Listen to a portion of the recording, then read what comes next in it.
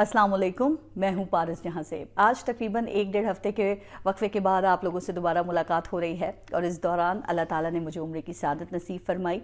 और आपको मालूम है कि एक मरतबा इंसान मक्के और मदीना की ज़ियारत को निकल जाए तो वापस आने को दिल ही नहीं करता। वैसे भी जब अल्लाह के घर से बुलावा आता है ना, तो बादशाह हो या गदागर, सबकी हाजिरी ही लग जाती है। अच्छा, इस दौरान मुझे दुआओं के लिए आपकी तरफ से बेशुमार पैगामात मौसूल हुए और अल्हम्दुलिल्लाह आप सबके लिए भी मैंने दुआएं की और पाकिस्तान की सलामती और खुशहाली के लिए भी खुसूसी दुआएं की और अल्लाह ताला इन दुआओं को कबूल फरमाए, आमीन। अब थोड़ा सा ज़रा आगे बढ़ते हैं। तो हिम्मत, जुर्रत, मेहनत, जुस्तजू और लगन किसी भी नामुमकिन को मुमकिन बना सकती है, किसी भी सोच को अमली शक्ल दे सकती है, किसी बड़े से बड़े ख्वाब को ताबीर दे सकती है। अगर आपको यकीन नहीं आता ना, तो आप कतर में जारी फुटबॉल वर्ल्ड कप को देख लें। आपको ये सब अनासर वहाँ पूरे होते हुए मिलेंगे। कतर में दुनिया के इस मकबूल तरीन खेल के आलमी मुकाबलों को होता देखकर दुनिया के सब अजूबे इस वक्त काफ़ी छोटे लगते हैं। तकरीबन 50 लाख की आबादी पर मुश्तमिल इस छोटे से मुल्क ने वो कर दिखाया है जो बड़े से बड़े मुल्क नहीं कर पाए। 12 साल पहले 2010 में अमेरिका और जापान को शिकस्त देकर कतर ने आलमी कप की मेज़बानी जीती। तो उस वक्त में कई मगरबी ममालिक पर यह खबर बिजली बनकर गिरी। चहमगोइयाँ शुरू हो गई कि एक इस्लामी मुल्क फुटबॉल वर्ल्ड कप की मेज़बानी कैसे करेगा। वो मुल्क जहाँ ना फुटबॉल जैसा खेल का कोई इंफ्रास्ट्रक्चर मौजूद है और ना ही कोई ढंग का स्टेडियम है, जिस मुल्क को कभी किसी भी खेल की मेज़बानी का तजुर्बा नहीं रहा, वो मुल्क दुनिया खेल के बादशाह फुटबॉल का वर्ल्ड कप कैसे मुनक्किद कराएगा।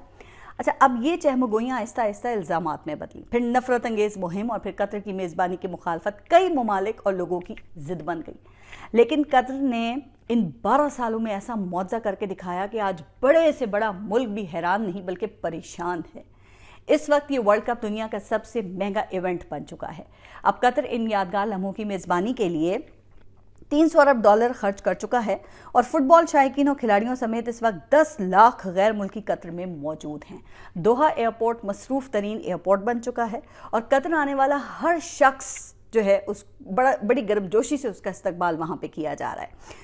अब कतर के इस इवेंट को इस्लामी सकाफ़त और रिवायात की तशहीर, मगरब और इस्लामी ममालिक में मुकालमे और सबसे अहम इस्लामोफोबिया के खात्मे के लिए एक प्लेटफॉर्म के तौर पर भी इस्तेमाल कर रहा है।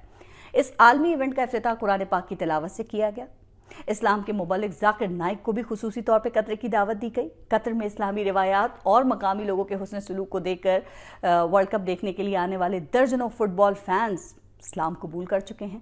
कतर ने मगरबी ममालिक और शायकीन की गैर इस्लामी मुतालबात के सामने झुकने से साफ इनकार किया। शराब की फ़रोख्त पर पाबंदी लगा के सबको ये पैगाम दिया है कि मुसलमानों के नज़दीक इस्लामी तालीमात और सकाफ़त पर समझौते की कोई गुंजाइश नहीं है। ये वर्ल्ड कप इवेंट पाकिस्तान के लिए भी कई एतबार से अहम और यादगार है और सबसे अहम बात या अहम चीज़ ये है कि ये इवेंट एक ब्रादर इस्लामी मुल्क में हो रहा है। इसके अलावा भले इसमें पाकिस्तान की टीम शरीक नहीं हो रही, लेकिन पाकिस्तान में बने फुटबॉल खेल का हिस्सा है। कतर में खेल के मैदानों की तामीर पाकिस्तानियों ने मुमकिन बनाई है और अब इस आलमी मुकाबले की सिक्योरिटी पाक फ़ौज के ज़िम्मे है। फीफा के अपने हुकाम ने चंद साल पहले ये कहा था कि कतर जैसा मुल्क जिसमें फ़ुटबॉल की कोई बामायनी रिवायात नहीं, वहाँ स्टेडियम जैसे बुनियादी ढांचे का फुकदान है। ऐसे मुल्क को आलमी कप मुनक्किद कराने की इजाज़त देना फ़ीफ़ा के लिए बड़ा तबाहकुन साबित होगा।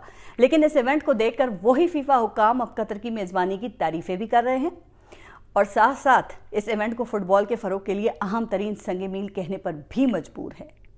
अच्छा, कतर में फीफा वर्ल्ड कप के कामयाब इनेकाद से जहां मुसलमानों में एक जज्बा देखने में आया, वहीं मंगल के रोज़ आप जानते हैं कि एक तारीखी अपसेट भी हो गया। सऊदी अरब की टीम ने फुटबॉल की नंबर 1 टीम अर्जेंटीना को शिकस्त दी। इस शिकस्त ने पूरी दुनिया को हिलाकर रख दिया। सऊदी खिलाड़ी सजदे में गिरे और पूरे अरब से लेकर पाकिस्तान तक एक खुशी की लहर दौड़ गई।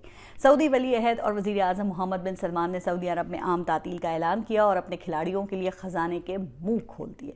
पाकिस्तान के वज़ीर आज़म शहबाज शरीफ और मकबूल तरीन लीडर इमरान खान भी सऊदी अरब को इस मौके पर मुबारकबाद दिए बगैर नहीं रह सके और मेरे दिल से बेख्तियार दुआ निकली कि अल्लाह करे कभी पाकिस्तान की टीम भी इन मुकाबलों का हिस्सा बनकर इन मैदानों पर सब्ज़ हिलाली परचम लहराए, इंशाअल्लाह। वैसे इस इवेंट को देखकर ये कहा जा सकता है कि चाहे फुटबॉल कतर को बदले या ना बदले, लेकिन कतर ने फुटबॉल को हमेशा के लिए बदल दिया है। कतर में फुटबॉल वर्ल्ड कप का इनेकाद साबित करता है कि अपनी लगन, जस्तजू और इरादे से आप न सिर्फ खुद को मनवा सकते हैं, बल्कि अगर आप चाहें ना तो दुनिया को अपने आगे झुकने पर मजबूर भी कर सकते हैं। लेकिन हम यहाँ प्यारे पाकिस्तान में तो किसी और तरह के खेलों में ही मसरूफ़ हैं। हमारे नज़दीक किसी भी वर्ल्ड कप से ज़्यादा अहम तैनातियों का खेल है। आपको पता है ना, यहाँ तोशा खाना सबसे अहम खेल है, घड़ी को इशू बनाना सबसे अहम खेल है, माइनस और प्लस का खेल है, मुखालिफिन को नाअहल करके उन्हें सियासी खेल से आउट करना सबसे अहम खेल है।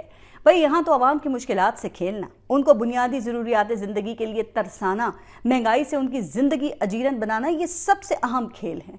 हम तो यहाँ सिर्फ एक दूसरे को नीचा दिखाने के लिए खेल खेलने में ही दिलचस्पी रखते हैं। अपनी सियासत की दुकान चमकाने के खेल में ही हम दिलचस्पी रखते हैं। हमें सिर्फ अपनी नौकरी बचाने के खेल में ही दिलचस्पी है। इन सियासी खेलों से अगर हमारी तवज्जो कुछ कम हो ना, तो फिर शायद यहाँ पर आवाम की भलाई के खेल भी शुरू हो सके। वैसे जिस तरह हमारे हुक्मरान अपने अपने मफादात के खेल में मसरूफ़ हैं, लगता नहीं है कि कभी आवाम की परेशानियों का खेल भी यहाँ ख़त्म हो सकेगा।